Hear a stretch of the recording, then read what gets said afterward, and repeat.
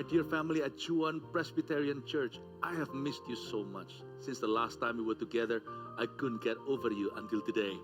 But thank God, even though I'm no longer there physically, but my artworks can keep ministering to you. So I'd like to invite you personally to the exhibition that will be held at our beloved church, Chuan Church. I love you with all my heart. 사랑해요.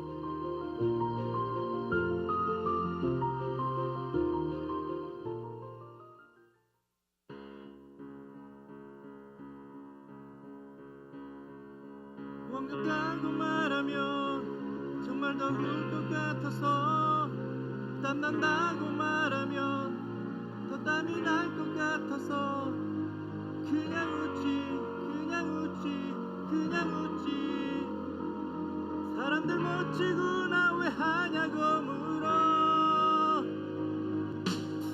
매일 온도를 올렸다 내렸다 올리길 반복해 나 왜 이러는데 적정 온도가 몇 도인지 모르는 채 살아 이 정도 더위는 통과일의 듯해 주고에 이름만 적어 하루 왼종일 종이가 시커매지고 서리 앞에 늘나 안 언더워 또 리모컨을 들었다 나 겹담이 또 찾아와 이놈의 여름이라 원긋다고 말하면 정말 더 울 것 같아서 땀난다고 말하면 또 땀이 날 것 같아서 그냥 웃지 그냥 웃지 그냥 웃지 사람들 멋지구나 왜 하냐고 물어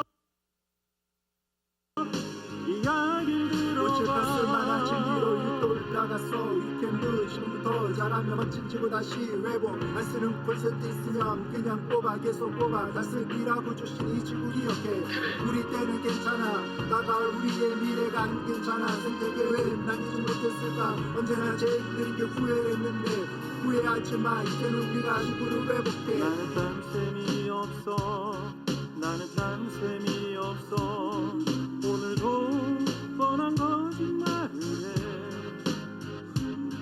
지구가 너무 아픈데 길도 올랐는데 어떻게 에너지 쓸 수 있겠어 원긋다고 말하면 정말 더 울 것 같아서 땀난다고 말하면 더 땀이 날 것 같아서 그냥 웃지 그냥 웃지 그냥 웃지 사람들 멋지구나 왜 하냐고 물어 남겨적 삶인데 안 쓰는 전자기기 뽑자 전기가 쏘고 웃기는 끄자 대초만 듯이 지구처럼 멋지구나 8월 미션도 7월과 같습니다. 에너지 사용을 줄여주세요. 8월 멋지구나 캠페인도 함께해요. 그냥 웃자 그냥 웃자 그냥 웃자 지구야 미안해 오늘 7월 30일은 오순절 후 9번째 주일입니다. 인자를 사랑하는 삶 실천 방안으로 수혜를 입은 분들과 청년국 학위 선교를 위한 특별헌금을 8월 9일까지 실시합니다. 8월 6일 주일 예배에는 특별헌금 시간을 갖습니다. 피해를 입은 이웃들의 일상으로의 회복과 청년부 학위 선교를 통한 평창 지역의 복음화를 위해서 성도들의 많은 관심과 기도를 부탁드립니다. 8월 주한온가족 새벽 기도회가 8월 5일 오전 6시에 있습니다. 강사는 서유지 소장입니다. 온 가족이 함께 나와 기도로 승리하시는 8월이 되시기 바랍니다. 부평성전 만나오리 8월 7일부터 9월 1일까지 시설 보수 관계로 운영하지 않으며 8월 6일까지는 정상적으로 운영됩니다. 주일 2, 3부 예배 후 진행되는 주일 새가족 성경 공부 장소가 7월 30일부터 8월 27일까지 당회실에서 지하 1층 사무실 내 장로회실로 변경됩니다. 부평구 자원봉사센터와 함께하는 수해 복구 자원봉사자를 모집합니다. 자세한 사항이 주보 사면에 나와 있습니다. 2023년 하반기 주한 바이블 칼리지 수강생 및 1:1 양육자반 수강생을 모집합니다. 봉사 지원국에서 선교적 삶의 실천을 위해 미셔널 라이프 팀원을 모집합니다. 찬양국에서 2023년도 주한 찬양 아카데미 수강생을 모집합니다. 지금까지 교회 소식이었습니다. 이외의 교회 소식은 주보를 참조하시기 바랍니다. 할렐루야. 주일 상부 예배 오신 모든 분들을 환영하고 축복합니다. 우리 옆에 분을 이렇게 한번 인사하겠습니다. 더워도 우리 웃읍시다. 네, 덥지만 우리의 미소가 끊어져서는 안 됩니다. 더워도 웃는 우리 모든 그리스도인 되었으면 좋겠습니다. 우리 하나님은 전능하신 분이십니다. 아멘. 능력의 하나님이십니다. 우리가 주님을 바라할 때에 하나님께서 새 힘을 부어주실 줄로 믿습니다. 오늘 예배 시간 가운데에도 새 힘 주실 하나님을 기대하면서 우리 마음 다해 하나님 예배하기 원합니다. 함께 찬양하겠습니다.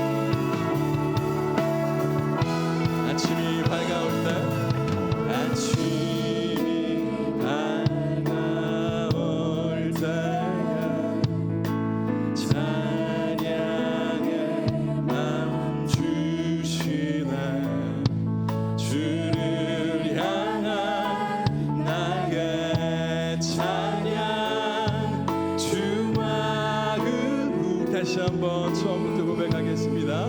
아침이 밝아올 때 아침이 밝아올 때에 찬양의 맘 주시네 주를 향한 나의 찬양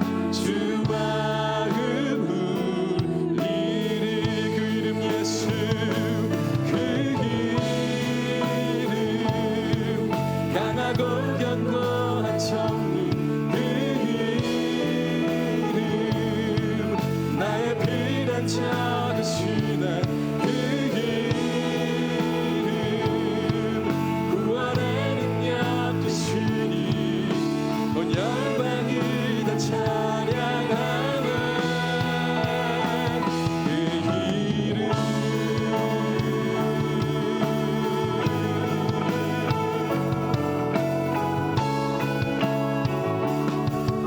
주님의 이름을 부를 때 주의 이름 부를 때 나의 맘 채우셔서 내 삶을 주께 드리며 주 이름 높이 그 이름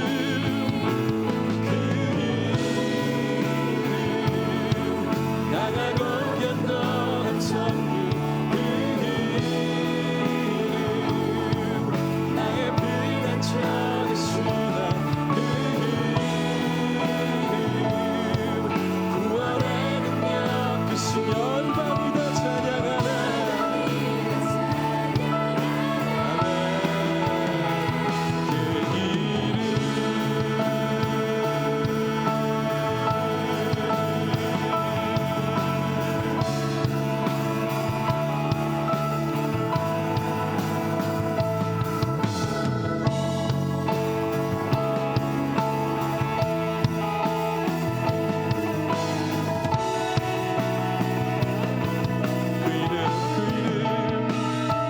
그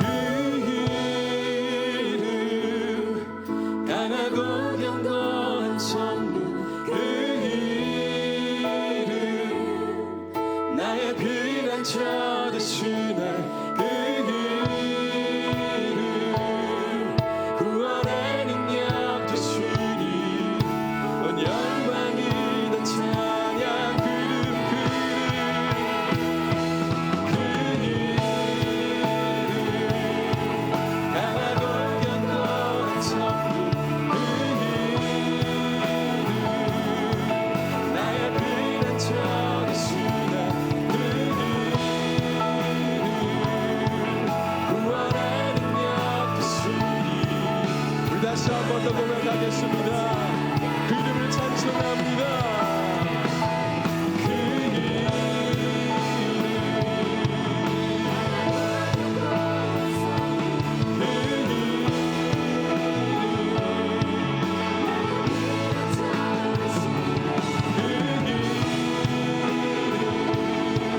구원의 능력 되시니 온 열방이 다 찬양하네 그 이름 그 이름 그 이름 능력의 이름 그 이름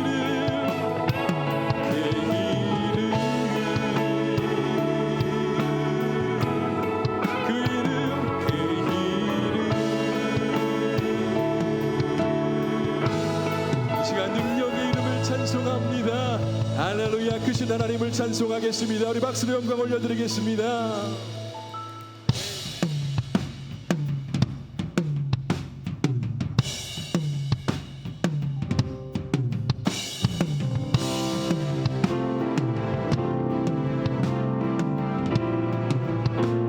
우리의 왕 되신 주님, 우리를 통치하고 다스리시는 그 놀라우신 하나님, 우리 시간 우리 마음 다해 찬송합시다.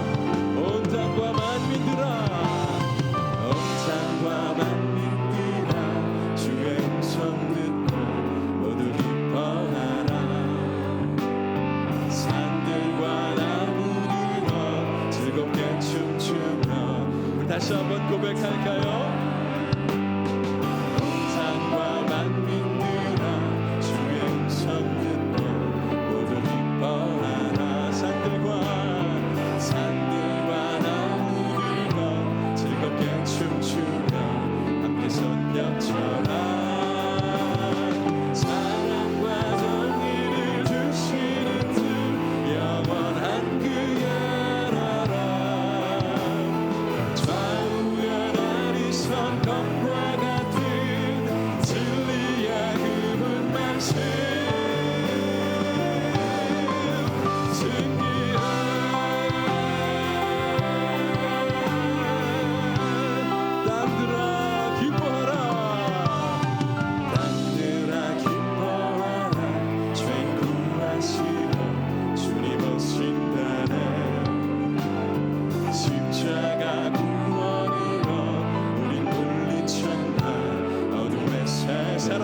정의를 주시는 사랑과 정의를 주시는 주 영원한 그의 나라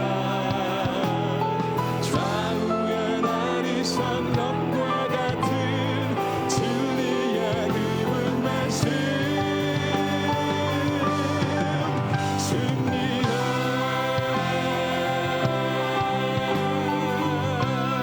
모두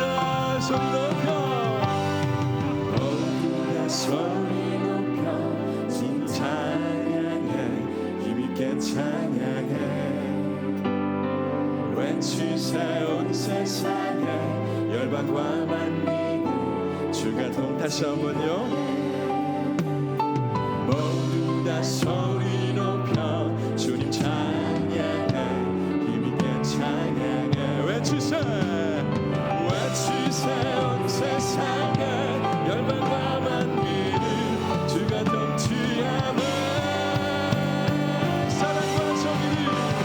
사랑과 정의를 주시는 주 영원한 그의 나라 좌우에 나리선 할렐루야 우리의 믿음의 걸음을 다시 한번 드립시다 사랑과 정의를 주시는 주 영원한 그의 나라 좌우에 나리선 검과 우리 힘을 내어 다시 한번 고백할까요 사랑과 정의 주시는 주 아멘 좌우에 나리선 검과 같은 진리의 기쁜 말씀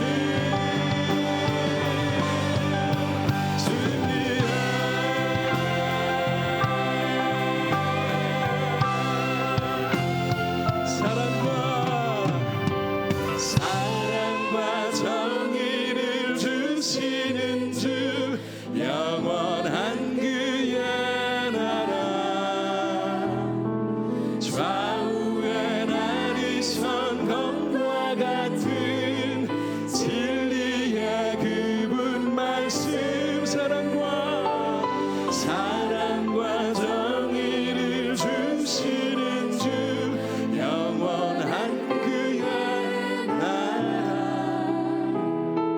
좌우에 나리선 검과 같은 진리의 기쁜 말씀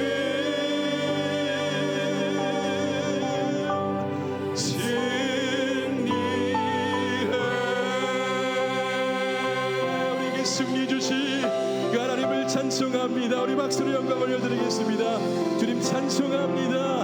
온 땅과 만물들이 주님을 이 시간 찬송합니다. 영광 받으시옵소서. 우리 더 큰 박수로 하나님 높여드리겠습니다. 할렐루야 아멘.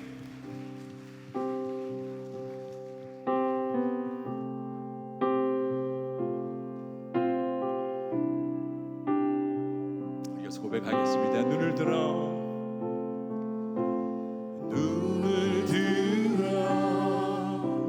주를 보라 여의 영광을 보라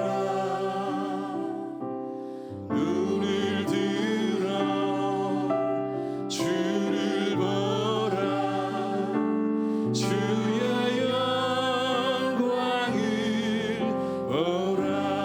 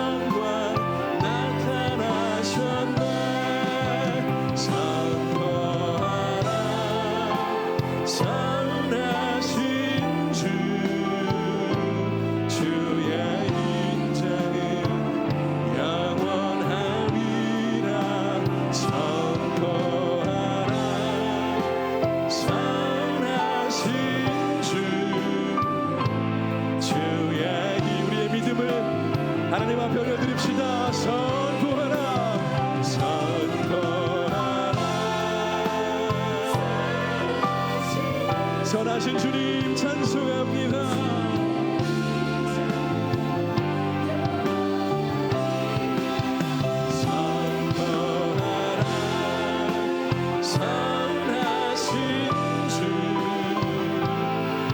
손을 높이 들어 다시 한번 믿음으로 고백합시다. 선포하라, 선포하라, 선하. 우리 크신 주님께, 선하신 주님께 우리 두 손을 들어 주님을 찬송하기 원합니다. 우리의 마음을 드리고 우리의 뜻을 드리고 우리의 모든 것 드려 크신 하나님의 시간 찬송할 수 있기 원합니다. 주님 찬송 받으시옵소서. 우리 다시 한번 선포하라, 선포하라, 선하신 주, 주의 인자는 영원하리라. 선포하라, 선하신 주, 주의 인자는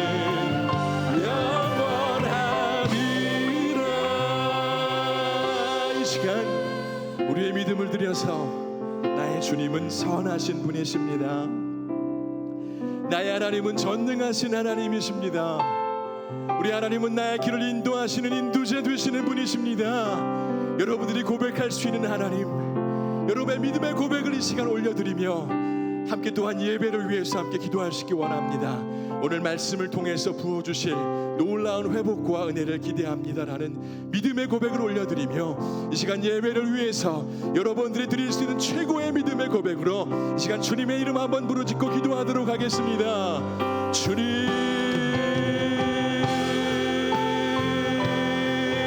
하나님 아버지, 연약하고 부족한 우리들을 하나님 주님의 존전에 불러주셔서 하나님을 예배하고 찬송할 수 있도록 허락하신 감사합니다.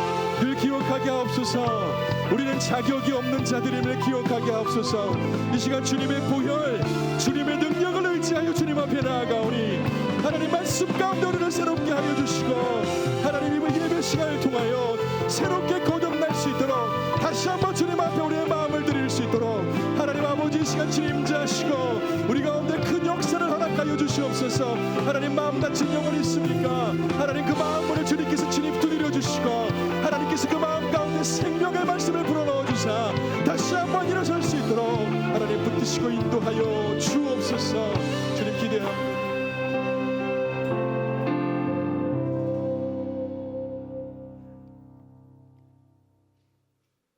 사랑과 은혜가 충만하신 하나님 아버지, 무더운 삼복더위 속에서도 저희들을 지켜주시고 거룩한 주일에 주 앞에 나와 예배드리게 하심을 감사드립니다. 한 주간의 삶을 돌아볼 때 하나님 말씀대로 이웃사랑을 실천하며 살지 못했음을 고백하오니 용서하여 주시옵고 오늘 드려지는 예배를 통하여 새롭게 하여 주시옵소서. 긍휼을 베푸시는 하나님 아버지, 폭우로 살아가는 가족을 잃은 유가족들을 위로하여 주시옵고 앞으로는 이러한 죄가 발생하지 않도록 도와 주시옵소서. 역사를 주관하시는 하나님 아버지, 올해는 정전협정 70주년 해입니다. 주님, 우리 국민들이 아직도 전쟁이 끝나지 않았음을 기억하게 하시고 여야가 정쟁을 멈추고 서로 건전한 경쟁을 통하여 이 나라가 다시는 전쟁이 일어나지 않게 굳건한 나라를 이루게 도와 주시옵소서. 그리하여 이 땅에 하나님의 통치하심과 하나님 나라가 임하여 다시금 자유롭고 정의롭고 번영된 나라가 되어 후손들에게 하나님의 통치가 임하는 나라를 물려줄 수 있는 저희 모두가 될 수 있도록 도와 주시옵소서. 우리 교회를 위하여 세우신 유임 목사님, 성령님 능력이 장중에 붙들어 주시고 신원을 강건케 하시어 우리 교회를 이끌어 나가실 때 능력 있는 말씀의 역사가 나타나게 도와 주시옵소서. 주님, 이 시간 말씀을 전하신 지장규 목사님 위에 함께 하시어 간절한 기도 제목으로 감내하기 어려운 슬픔과 좌절과 고통으로 신음하고 있는 성도들 위해 주님 이 시간 말씀을 통해 응답하여 주시었고 위로하여 주셔서 더욱더 주님을 알고 만나는 역사가 나타나 시들어가는 심령들이 새롭게 소생함을 받으며 주님께 주시는 놀라운 능력에 힘입어 서로 합력하여 서로 이루어 나가는 주 안의 성도들 다 되게 하시옵소서. 하나님 아버지, 교회학교를 위하여 기도드립니다. 여름 성경학교와 수련회가 진행되고 있습니다. 우리 자녀들이 이번 교육국 사역을 통하여 예수님을 인격적으로 만나 강력한 믿음의 사람으로 거듭나게 하시어 이 나라 이민족 위에 귀에 쓰임받는 일꾼들이 되게 하시옵소서. 청년부에서 실시하는 학위 선교가 은혜롭게 진행되게 주님 도와 주시옵소서. 분리개척이 순적하게 진행될 수 있도록 주님 도와 주시옵소서. 이번 한 주간도 땅에 기치를 놓을 때 너는 어디 있었냐는 말씀을 붙잡고 삶의 터전에서 우리 교회 배우인 선교적 삶으로 복음의 빛을 비치는 교회를 실천하는 삶을 살게 하여 주시옵소서. 예배를 도와 은혜로운 찬양으로 주님께 영광을 드리는 살림 찬양대와 모든 예배위원들에게 주님의 하나님 복과 은혜를 풍성히 내려주시길 원하옵고 감사드리며 이 모든 말씀 우리를 죄악에서 구원해 주신 예수님 이름으로 기도드리옵나이다. 아멘.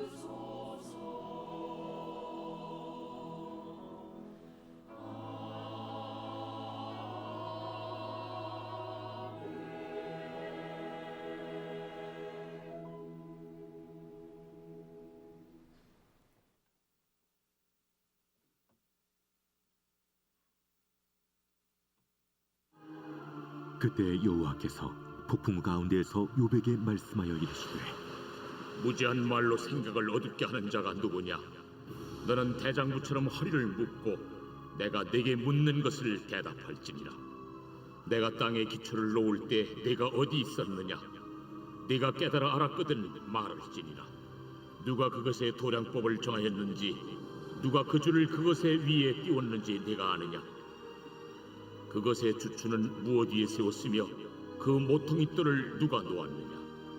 그때 새벽 별들이 기뻐 노래하며 하나님의 아들들이 다 기뻐 소리를 질렀느니라. 바다가 그 모태에서 터져 나올 때 문으로 그것을 가둔 자가 누구냐? 그때 내가 구름으로 그 옷을 만들고 흑암으로 그 강보를 만들고 한계를 정하여 문빗장을 지르고 이르기를 내가 여기까지 오고 더 넘어가지 못하리니 내 높은 파도가 여기서 그칠지니라 하였노라.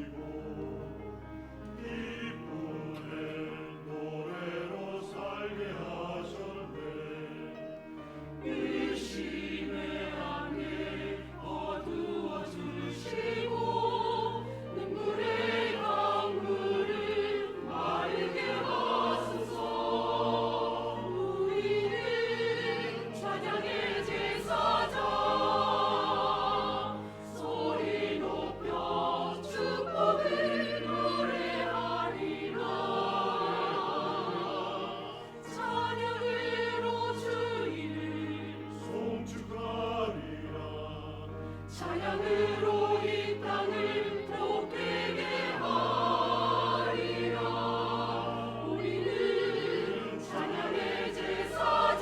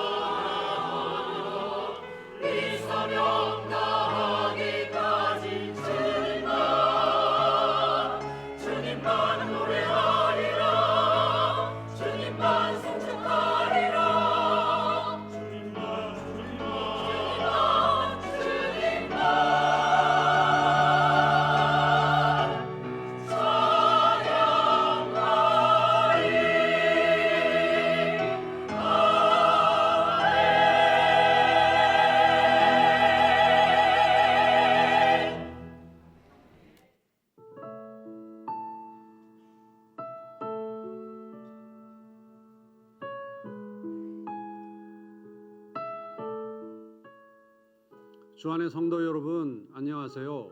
저는 주안 청년국을 섬기고 있는 김수만 장로입니다. 주안의 청년들과 7월 3일부터 5일간 몽골 비전 트립을 허락하신 하나님의 은혜에 감사드립니다. 도착하면서부터 많은 비로 인해 팀원들의 마음이 무거웠는데 초원의 가축들에겐 생명과 같은 소중한 비가 주안교회 몽골팀과 함께 왔다고 축복하셨던 현지 목사님, 32년 전 한국인 선교사로부터 복음을 듣고 교회를 개척하시고 감옥에도 다녀오셨다는 목사님의 간증에 진한 감동을 느낄 수 있었습니다. 복음의 선한 발걸음을 통하여 하나님의 꿈과 비전이 다시 기억나게 하셨고 몽골을 향한 소망을 보게 하신 하나님께 감사드립니다. 5일 동안 몽골의 아름다운 밤하늘의 별들은 못 보았지만 아이들의 영롱한 눈빛과 빛 대신 예수 그리스도의 사랑을 팀원들 모두가 하나로 안고 돌아올 수 있게 하신 하나님께 감사드립니다. 주안의 청년들이 세상의 재미와 가치를 따르기보다는 진리이신 예수님을 따르고 때로는 힘들고 아프고 외롭고 쓰러지더라도 다시금 하나님을 기억하고 기도하며 결단할 수 있도록 인도하신 하나님께 감사드립니다.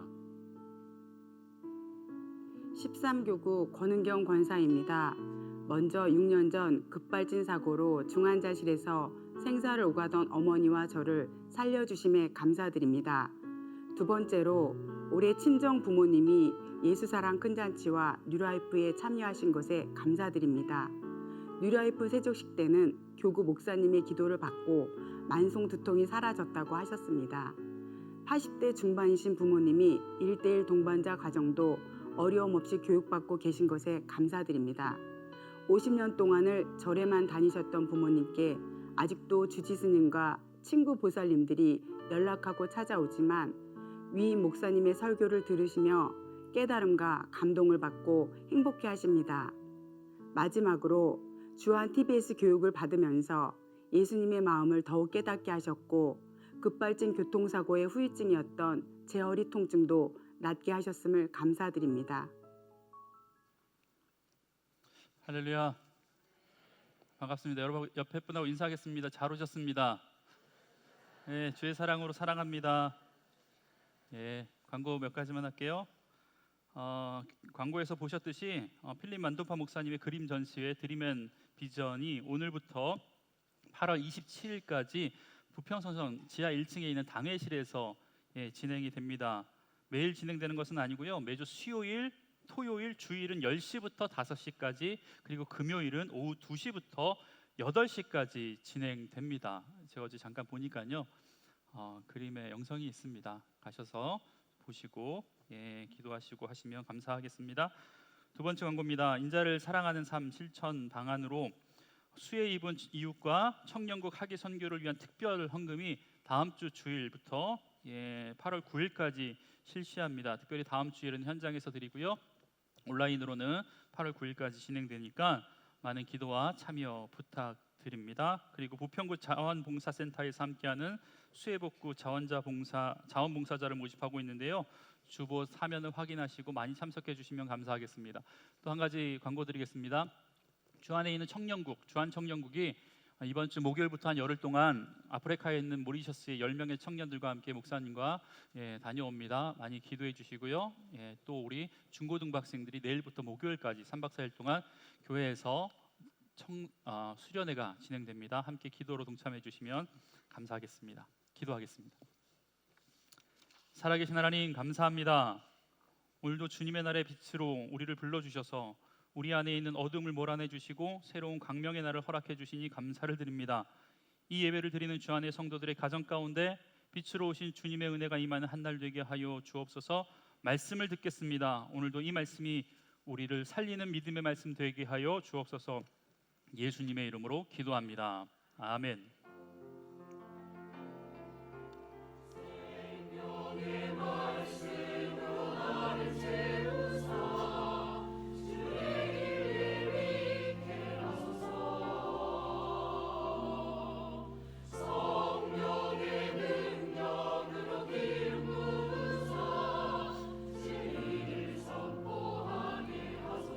우리 다 함께 찬양하겠습니다.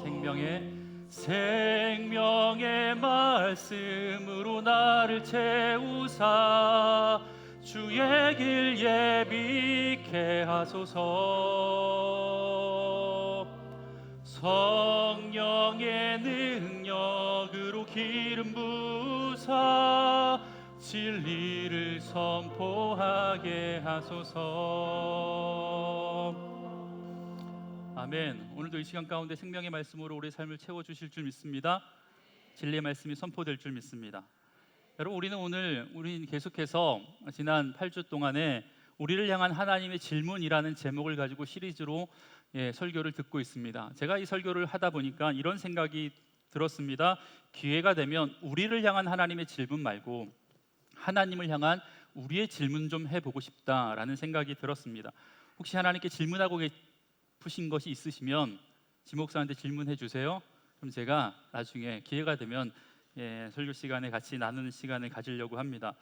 사실 우리가 오늘 읽었던 욥기라는 말씀은 하나님에게 하고 싶었던 인간의 아주 오래되고 명백한 질문 하나가 등장합니다. 그리고 욥도 성경 곳곳에서 질문을 하나님께 던지는데 그 질문의 내용이 뭔지 아시겠습니까? 알겠죠? 뭡니까? 왜 우리에게 하나님은 고난을 주시는가라는 질문입니다. 더 나아가 욥기에는 의인이 당하는 고난은 우리가 어떻게 생각해야 하는가라고 하는 심오한 주제가 담겨져 있습니다. 여러분, 아마 근데 이건 욥에게만 주어졌던 질문이 아니라 우리 모두에게 주어진 동일한 질문이 아닐까 싶습니다. 신방을 해보면 우리 성도님들도 동일한 아픔과 동일한 어려움 속에서 살아가는 분들이 참 많이 있습니다. 불치병으로 여전히 심상 가운데 고통하시는 분이 계시고, 어린 자식이 병원에서 힘겹게 치료하는 것을 옆에서 지켜볼 수밖에 없는 부모님들도 계시고, 그리고 열심히 살아왔지만 빚더미에 앉아 있는 분도 계시고, 선한 의도로 시작했던 일들 가운데 사기를 당해서 당장 집을 내줘야 하는 그런 분들도 계십니다. 여러분, 이럴 때 우리가 동일하게 하는 질문이 뭐냐면, 왜 나에게 이러한 고난이 찾아왔지? 왜 예수님 잘 믿는데 이런 고난이 오지? 하나님은 그런데 왜 이런 고난 가운데서도 침묵하고 계시지? 이런 질문을 인류의 수천 년 동안 많은 사람들이 해왔습니다. 여러분, 이런 질문 해보셨나요? 안 해보셨나요? 해보셨을 거라고 생각이 됩니다. 여러분, 그런데 말씀을 준비하다 보니까 고난이라고 다 같은 고난은 아니더라고요. 고난에는 3가지 종류가 있다는 것을 제가 봤습니다. 첫 번째 고난은요, 섭리적 고난이에요. 죄송합니다. 첫 번째 고난은 죄의 결과로서의 고난입니다. 이게 뭐냐면 고난도 인과관계가 있다라는 거예요. 여러분, 신명기 사관이라는 게 있습니다. 그게 뭐냐면 우리가 성경에 있는 신명기가 담고 있는 중요한 신학적인 특징이 있다라는 거예요. 그게 뭐냐면 하나님 잘 믿으면 복을 받고 하나님 말씀대로 살지 않으면 저주와 화가 임한다. 이게 신명기적 사관이라고 이야기합니다. 여러분, 이것은 보편적으로 고난을 보는 해석입니다. 이 관점에서 누군가 당하고 있는 고난을 본다면 이 고난은 분명 원인이 있다라는 거죠. 그 원인이 뭡니까? 바로 죄라는 겁니다. 죄. 다른 이유가 있다라는 겁니다. 여러분, 둘째 고난은요, 자연적으로 오는 고난이 있습니다. 이것은 딱히 원인은 없습니다. 그저 어찌할 수 없는 천재지변이나 거대한 자연재해로 인하여서 당하는 고난입니다. 요즘 비가 많이 왔어요. 갑작스러운 폭우로 수없이 많은 사람들의 삶의 터전이 상실되었습니다. 또한 목숨을 잃기도 합니다. 지금도 여전히 지구촌 곳곳에서 자연재해로 인하여서 기상이변으로 인하여서 테러와 전쟁으로 인하여서 수없이 많은 사람들이 고통 가운데 있습니다. 이 고난의 이유가 뭔지 아십니까? 이유를 찾을 수 없습니다. 그냥 자연적으로 오는 고난입니다. 그리고 3번째는요, 섭리적 관점에서의 고난입니다. 이 고난은 죄의 결과도 아니고 자연적인 현상에 의한 어쩔 수 없이 당하는 고난도 아니라 고난 가운데 숨겨있는 하나님의 섭리가 있다라는 겁니다. 여러분, 제가 질문 하나 할게요. 지금까지 설명해드린 이 3가지 가운데 제가 지금 설명하고 있는 고난은 어떤 고난에 속하는지 한번 보세요. 어떤 분이 매일매일 인스턴트 식품을 먹고 음료수 달고 살고, 밥 먹으면 항상 아이스크림 먹고 초콜릿 먹고 사탕 먹고, 저녁만 되면 피자 치킨에 라면 먹고 그렇게 자야지 직성이 풀린 사람, 그런데 운동은 하나도 안 해. 이렇게 십수년을 살다가 암을 걸렸네? 당뇨가 왔네?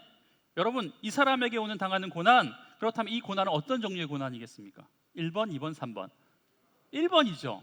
여러분, 자연적으로 온 고난입니까? 아닙니다. 여러분, 이렇게 고난당하는 사람이 하나님 왜 이런 고난을 저에게 주셨습니까? 물을 수 있습니까? 물을 수 없습니다. 그러니까 여러분들이 당하고 있는 고난은요, 모든 고난은 고난이라고 해서 동일한 관점에서 고난이라고 해석하면 안 된다라는 거예요. 여러분, 그렇다면 욥이 당하고 있는 고난이요, 아니면 지금 여러분이 어떤 고난 가운데 있다면 그 고난은 어떤 종류의 고난일까? 여러분, 이건 말씀을 보면서요 스스로에게 한번 답해 보세요.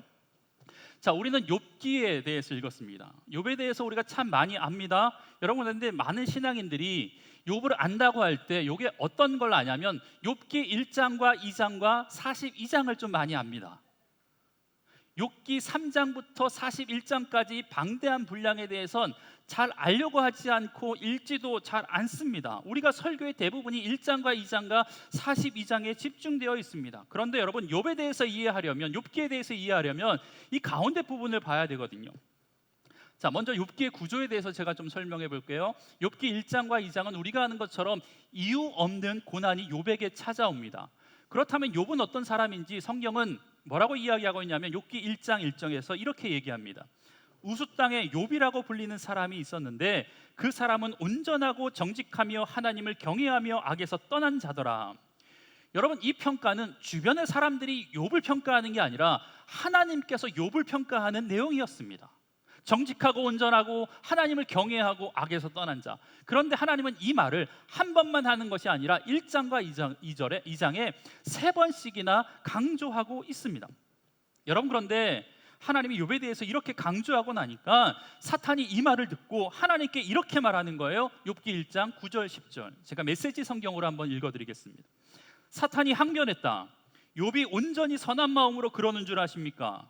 이제껏 그처럼 형편이 좋은 사람이 없었습니다. 주님께서 그를 애지중지하시고 그의 가족과 재산도 보호하시고 그가 하는 모든 일에 복을 주시니 잘못될 수가 없지요.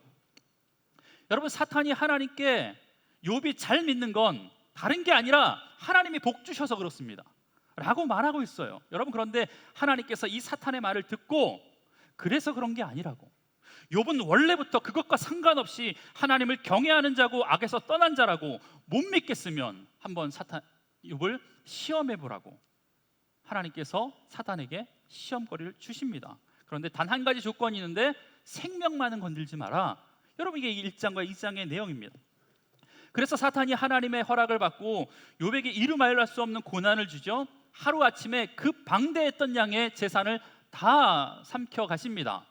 그리고 태풍이 불어와서 10명의 남매, 자기의 자녀들이 한 자리에서 다 죽음을 맛봅니다. 죽습니다.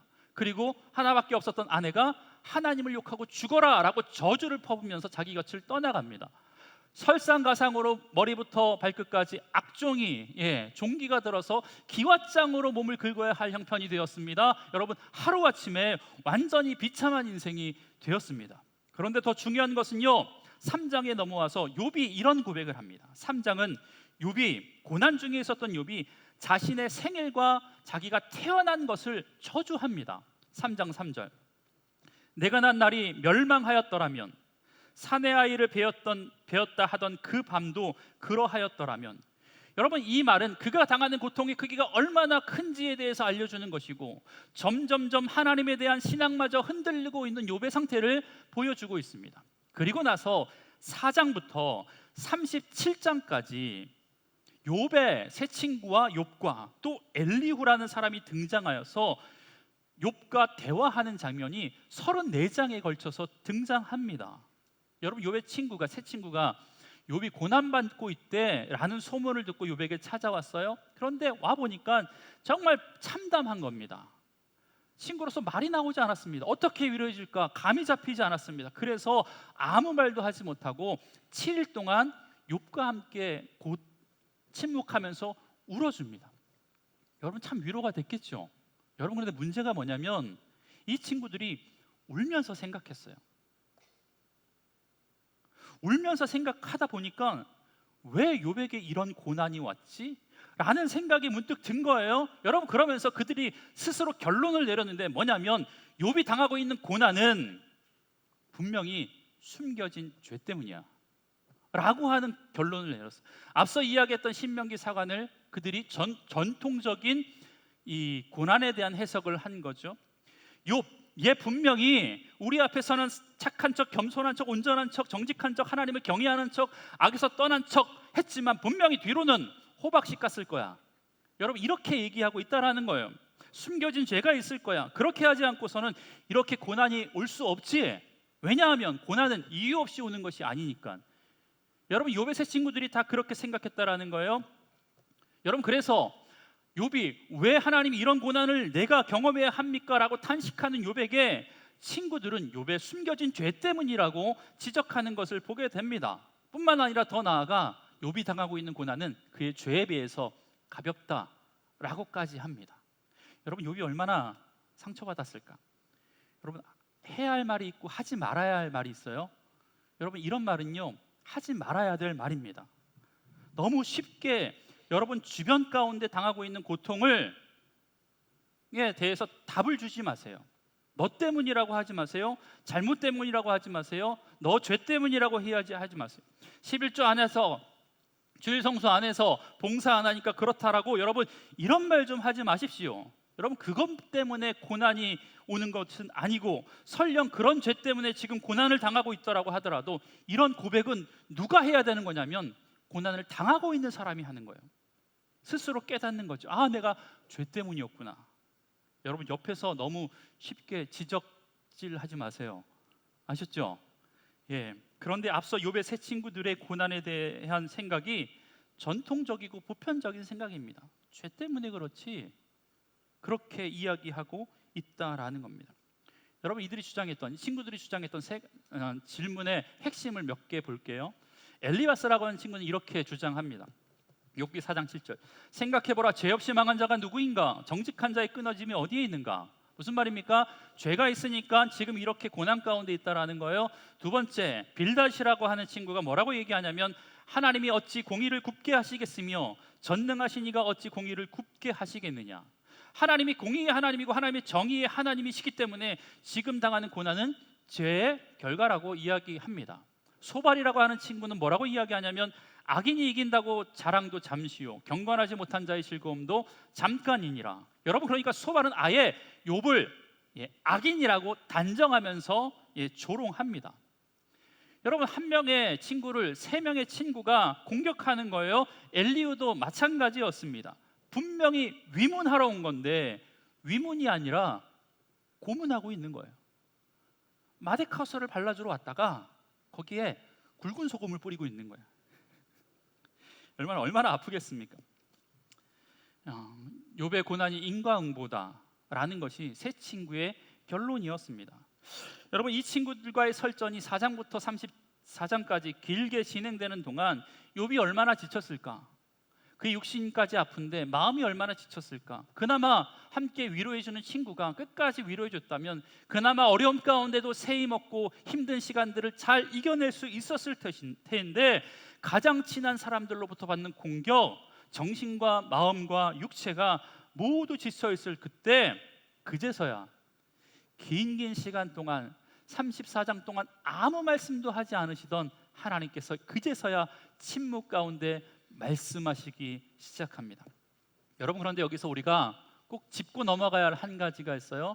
우리는 욥에 대해서 이렇게 이야기합니다. 욥은 우리가 알고 있었던 것처럼 고난 가운데 참고 인내하고 견뎌서 2배의 복을 얻었다라고 이야기하는데 사실 욥기를 보면요, 참고 인내한 것보다 하나님 앞에 오히려 자신이 당한 이유 없는 고난 앞에서 하나님 앞에 불경스럽다고 할 정도로 하나님의 공의에 대해서 의심하고 또 묻고 묻습니다. 그리고 신세한탄합니다. 앞서 이야기했지만 자신의 생일을 저주합니다. 차라리 태어나지 말았어야 했다고 한탄합니다. 어머니의 뱃속에서 죽었어야 한다라고 하는 말까지 해버립니다. 그리고 곳곳에서 하나님께 따지듯이 묻습니다. 7장 12절. 내가 바다니까? 내가 바다 괴물이라도 됩니까? 19절. 내가 침 삼킬 동안도 나를 놓지 아니하시기를 어느 때까지 하겠습니까? 어찌하여 나를 당신의 관역으로 삼으셔서 내게 무거운 짐이 되게 하십니까? 여러분, 이게 욥이 하나님께 한탄했던 내용이었습니다. 얼마나 답답했으면 하나님에게까지 그렇게 불경스러운 말을 하겠습니까? 여러분, 욥이 고난 속에서 그 긴 시간 동안 욥의 간절한 소망이 하나 있다면 그게 뭐겠습니까?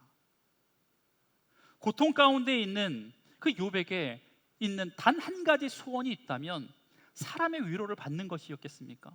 집 나간 아내가 돌아오는 것이었겠습니까? 아닙니다. 한 가지의 소원이 있다면 바로 하나님 만나는 것 아니겠습니까? 하늘의 음성, 하나님의 신비한 은혜, 하나님이 주시는 위로를 경험하는 것 아니겠냐라는 거예요. 그가 지금까지 당하고 있는 고난의 이유가 무엇인지 하나님으로부터 직접 듣고 싶지 않았겠습니까? 욥아, 힘들었지. 사실 그거 너 잘못 아니야. 사실 그 고난은 이래서 이런 거야. 그래서 온 거야.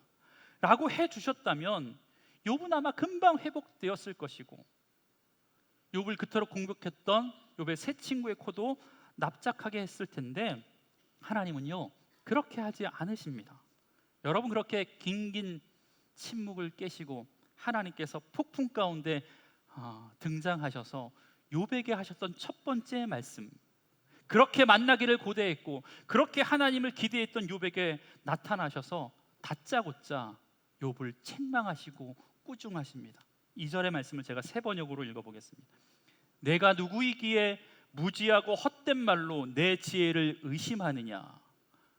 여러분, 그러니까 하나님께서 이제 나타나셔가지고 그동안 욥이 했던 절규와 질문들 모두가 무지한 말, 헛된 말이라고 지금 폄하하고 있다라는 겁니다. 여러분, 욥의 입장에서 얼마나 서러웠을까요? 그렇게 친구들에게 공격당하고 있을 때 잠자코 계시다가 결국에는 나타나셨는데 그 첫 마디가 위로가 아니라 소망의 말이 아니라 책망이었다라는 겁니다. 그러면서 하나님께서 욥의 질문에 대해서 대답해 주시기는커녕 오히려 하나님께서 허리를 묶고 이제 대답해 봐라. 내가 질문할 테니 너가 대답해라 라고 다그치시면서 욥에게 질문을 쏟아내 주시는데, 그 첫 번째 질문이 내가 땅에 기초를 놓았을 때 내가 어디 있었느냐, 이 질문이었습니다. 여러분, 그런데 하나님이 1장과 2장에서 사탄과의 싸움 가운데 나타나셨던 하나님이 욥과 친구들과의 그 기나긴 논쟁 가운데 침묵하셨다가 38장에 하나님이 드디어 나타나셔서 41장까지 4장에 걸쳐서 하나님께서 말씀하시는데, 성경 전체를 봐서 하나님께서 다니엘 사건에 가장 많이 말씀하신 본문이 바로 이 본문입니다. 38, 39, 40, 41장 4장에 걸쳐서 하나님께서 약 120절 동안 하나님께서 욥에게 계속해서 말씀하시는데, 이 말씀하신 대부분의 내용이 뭐냐면 질문입니다. 질문의 내용이 무려 70가지가 넘습니다. 그 질문의 시작이 70가지의 질문 가운데 첫 번째 질문이, 우리가 오늘 말씀의 제목은 내가 땅에 기초를 놓았을 때 내가 어디 있었느냐라고 하는 질문이었습니다.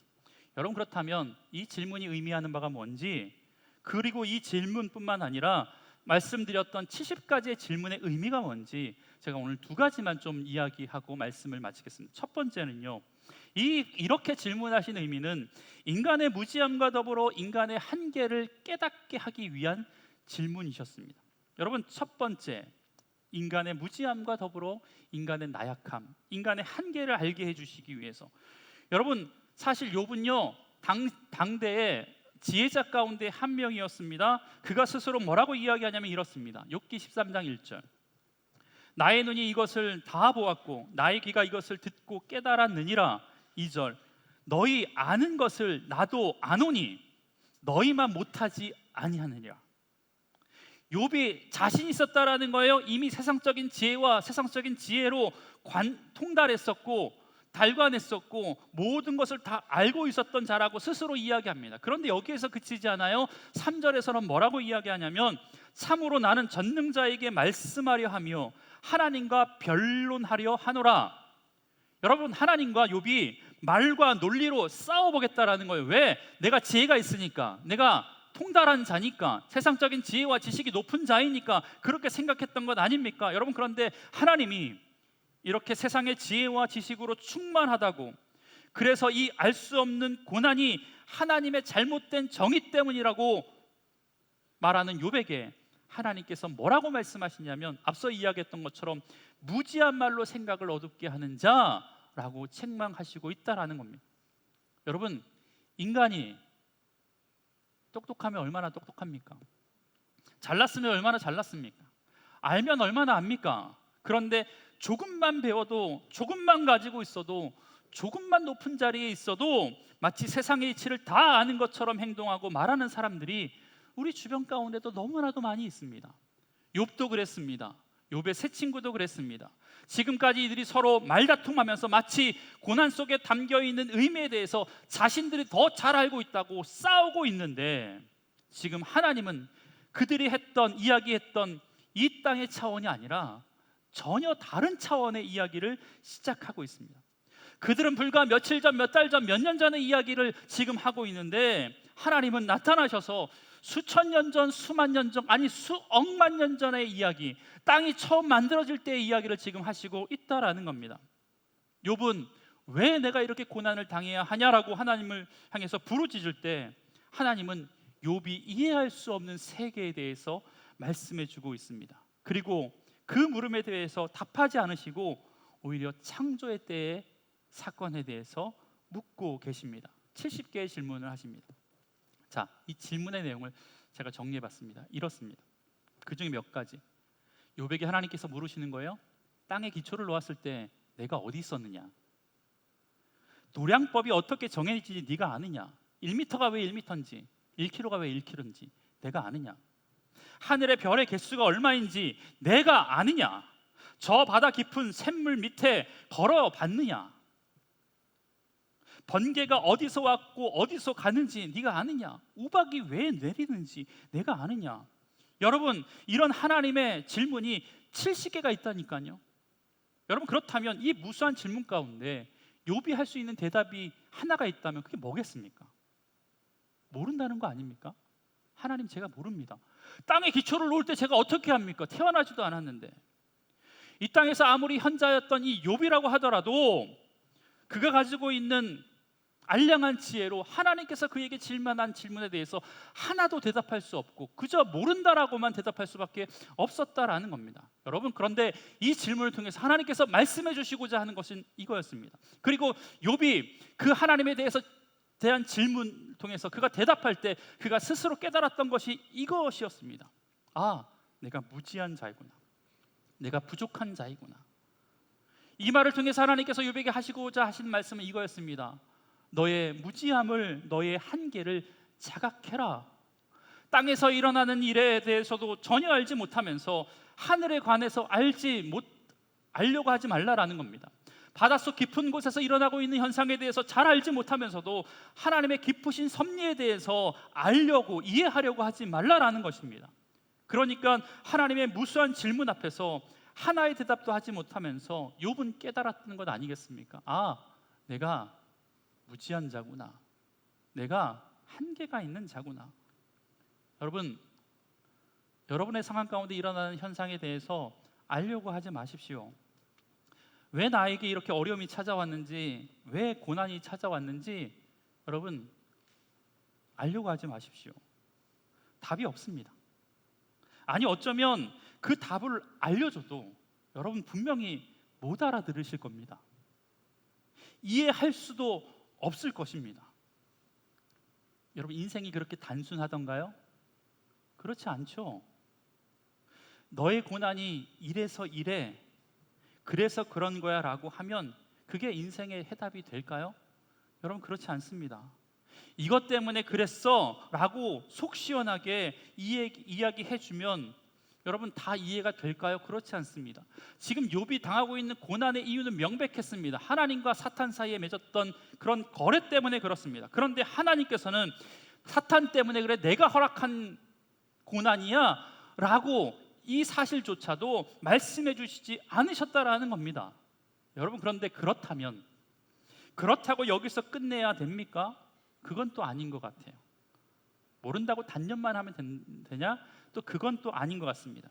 다음 단계로 넘어가야 하는데 그것이 이 하나님께서 욥에게 질문하신 두 번째 이유라고 생각이 들었습니다. 이 질문의 두 번째 이유는 이렇습니다. 이 질문을 통해서 하나님의 전능하심과 고통당할 때 하나님의 섭리가 그 가운데 있음을 믿게 하기 위해서 하나님께서 이 질문을 하셨습니다. 여러분, 그런데 앞서 이야기했던 것처럼 이 질문에 대해서 답이 모른다 하나만 있는 건 아닙니다.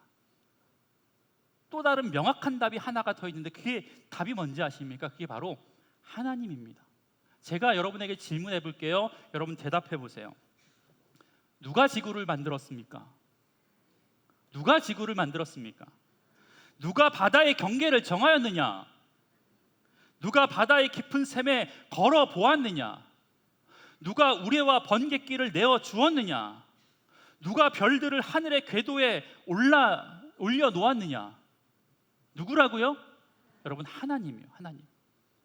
여러분, 지금까지 하나님께서 하셨던 질문, 이 세상의 움직임에 대한 이치 등등, 이 모든 것이 바로 전능하신, 위대하신, 크신 하나님의 일이라는 것을 지금 알라라는 것입니다. 여러분, 그런데 아는 것보다 더 중요한 게 있는데 그게 뭔지 아십니까? 그건 바로 깨닫는 거예요. 여러분, 사실 우리가 믿는 이유가 뭔지 아십니까? 여러 가지 이유가 있을지 모르지만 알지 못하기 때문에, 깨닫지 못하기 때문에 믿는 것 아닙니까? 알 수 없기 때문에 믿을 수 있고요, 믿을 수 있기 때문에 맡길 수 있고, 맡길 수 있기 때문에 우리가 따라갈 수 있습니다. 아무리 많은 지식이 있다고 하더라도 하나님의 뜻은 알 수 없습니다. 그렇게 우리에게 필요한 것은 그분의 크심, 그분의 전능하신 그 위대한 하나님을 믿고 나아가는 것인 줄 믿습니다. 여러분, 그렇게 믿고 나아갈 때 우리 인생에 나타나는 수없이 많은 고난 속에서 역사하실 하나님의 일하심을 보게 될 줄 믿습니다. 여러분, 저와 여러분은요, 양입니다. 양은 할 수 있는 게 아무것도 없습니다. 힘도 없습니다. 빠른 발도 없습니다. 공격할 수 있는 날카로운 이빨이나 뿔이 없습니다. 후각도 시각도 발달하지 못했습니다. 양은 아는 것이 없습니다. 할 수 없는 것이 있는 것이 없습니다. 그저 양은 목자를 믿고 따라가면 됩니다. 그게 양이 사는 비결입니다. 믿으시죠? 마지막 제 얘기를 하고 말씀을 마칠까 합니다. 네.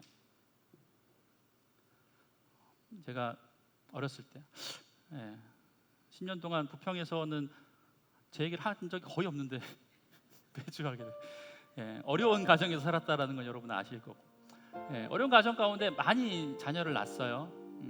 누님이 4명 있었는데 한 분은 돌아가셨어요. 제가 가끔은 5남매라고 가끔 6남매라고 하는 이유가 그거예요. 이제 누님이 한 분 돌아가셨어요.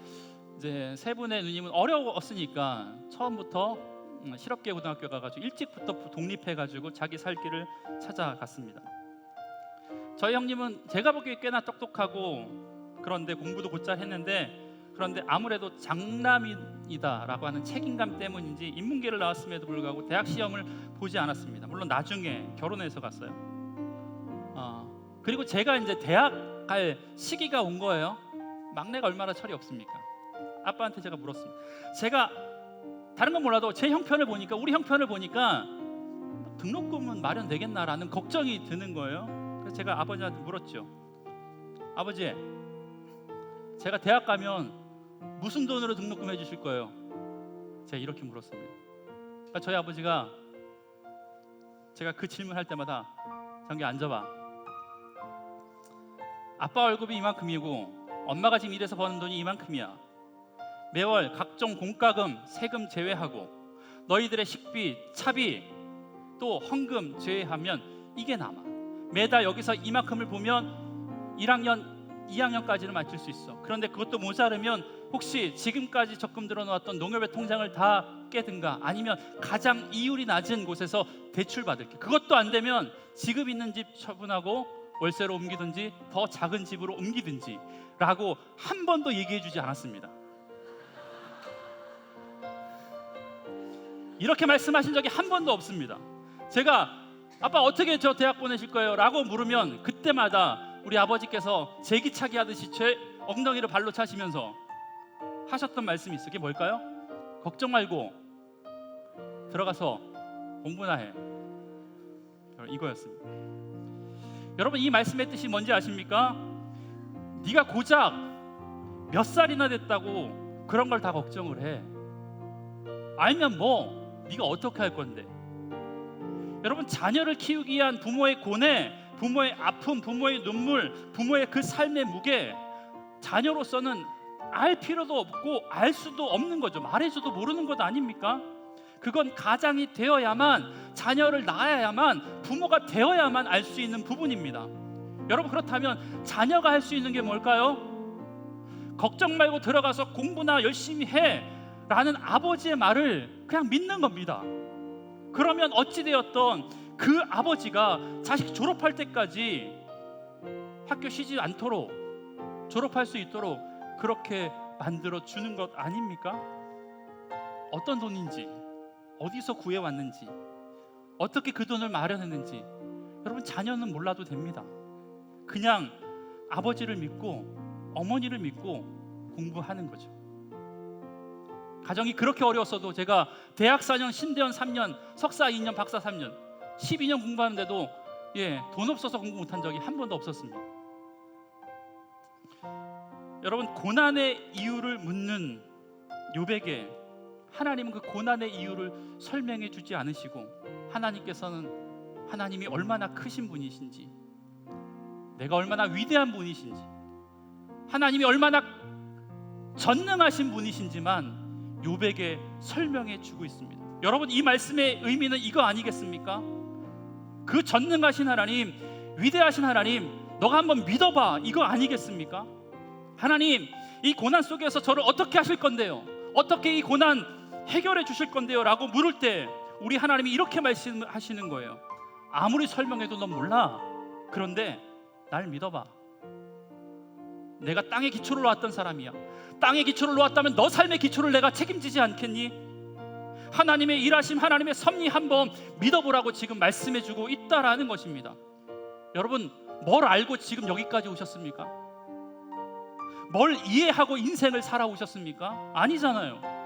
기뻐도 슬퍼도 불안해도 평안해도 내 앞길이 보이지 않아도 지금 이 시간 우리가 믿는 것은 내 삶 가운데 내 삶의 길라잡이가 하나님이신 줄 믿어. 전능하신 하나님, 능력의 하나님, 크신 하나님이 내 아버지심을 믿어 그분의 손 붙들고 지금 여기까지 온 것 아니겠습니까? 여러분, 몰라도 됩니다. 알 필요도 없습니다. 왜 우리를 사랑하시는지, 왜 지목사가 여기서 여러분에게 말씀을 증거할 수 있는 은혜를 받았는지, 여러분 지금 여기 앉아서 하나님께서 부어주시는 은혜 가운데 여러분이 왜 날마다의 삶 가운데 살아가고 계시는지 알 필요도 없습니다. 이유는 한 가지입니다. 그 크신 하나님이, 전능하신 하나님이 여러분을 사랑하는 줄 믿습니다. 그게 때문에 우리가 지금 여기 있는 것 아니겠습니까? 여러분, 고통당하고 있는 욥이 처음에는 하나님을 원망했지만 이제는 자신 삶 가운데 나타난 그 크신 하나님을 경험하게 되니까 하나님을 찬양하기 시작합니다. 여러분, 원망하는 인생은요, 끝까지 원망하다 죽지만 하나님을 찬양하는 인생, 고난 앞에서도 하나님을 찾는 인생은 그분을 찬양하며 영원하게 살아가는 인생이 될 줄 믿습니다. 이제 우리가 할 수 있는 건 아무것도 없습니다.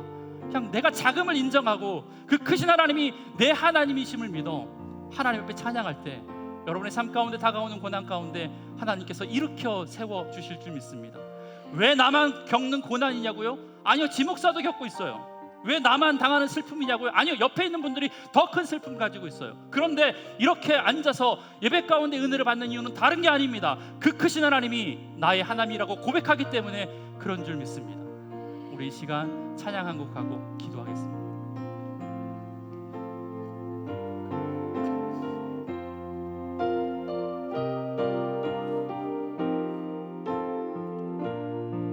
왜 나만 겪는 고난이냐고,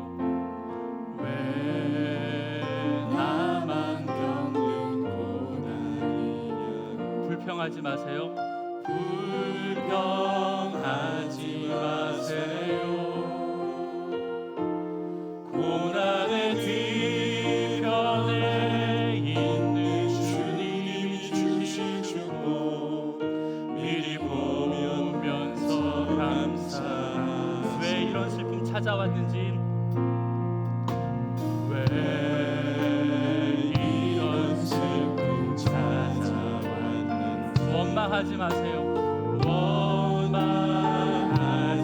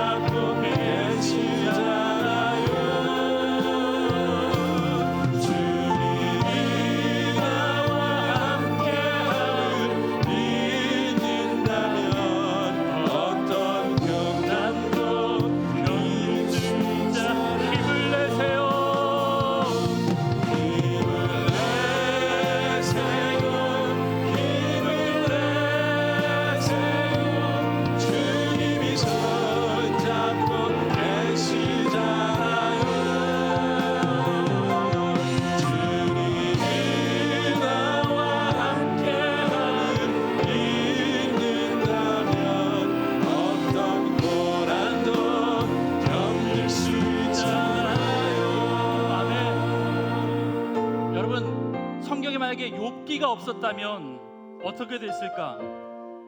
누구라도 지금 고난 가운데 있다면 너의 죄 때문이라고 세상은 정죄할 것입니다. 그런데 감사한 것은 성경 안에 욥기가 있음으로 말미암아 우리 삶 가운데 우리가 이해할 수 없는 고난이 있어도, 아픔이 있어도 그것이 나의 죄 때문도 아니고 나를 무너뜨리려고 하는 것도 아니고 오히려 그 고난을 통해서 모든 것을 섭리하시는 하나님의 계획하심을 알게 하시려고 했던 하나님의 뜻이 있음을 우리가 믿게 됩니다. 여러분, 감사하지 않습니까?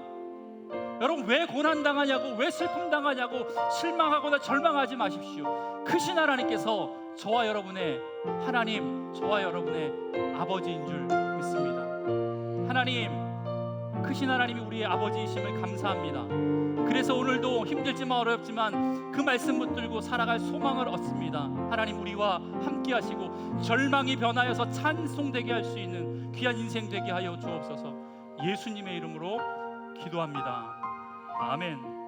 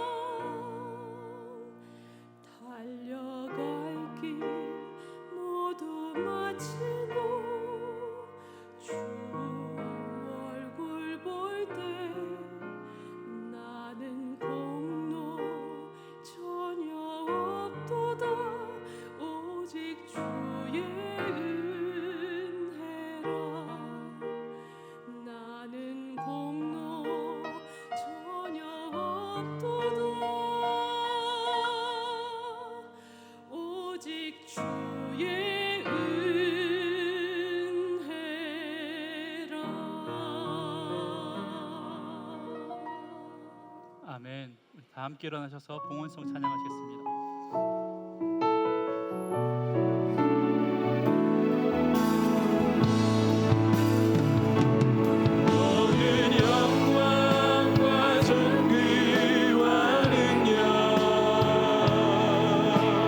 받으소서.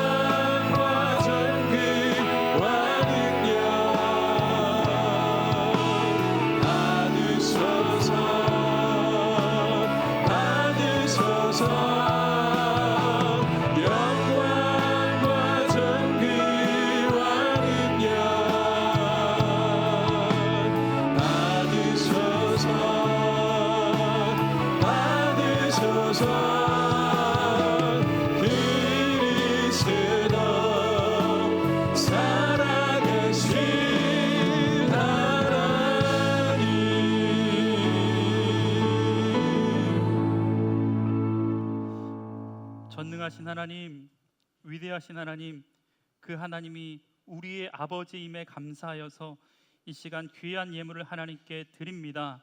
하나님, 이 예물을 연락하여 주셔서 하나님의 나라를 위하여 마음껏 사용하여 주옵소서.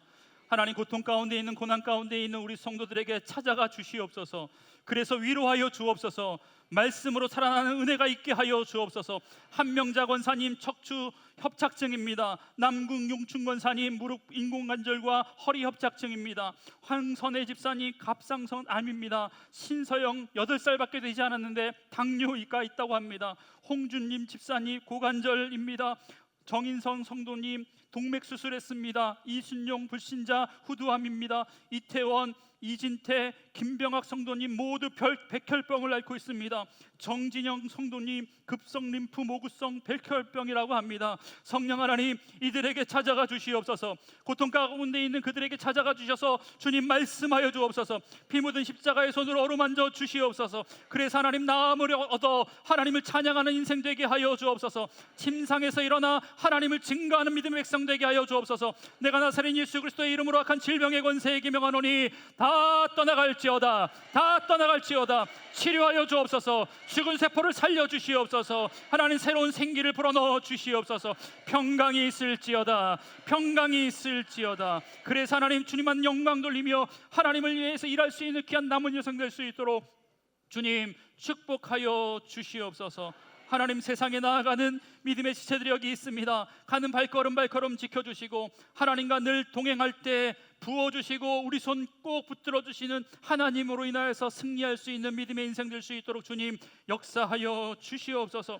지금은 우리 주 예수 그리스도의 그 크신 은혜와 전능하신 하나님의 다함이 없는 사랑하심과 고난 가운데서도 우리를 이끌어 주시는 성령 하나님의 놀라우신 역사하심이 고난 중에도 하나님 붙들고 승리하기를 원하는 주 안의 모든 성도님들 머리 위에, 주께서 사랑하시는 주안교회 위에, 주께서 창조하신 온 세상 만물 위에 지금부터 영원까지 함께 하시길 간절히 축원하옵나이다. 아멘.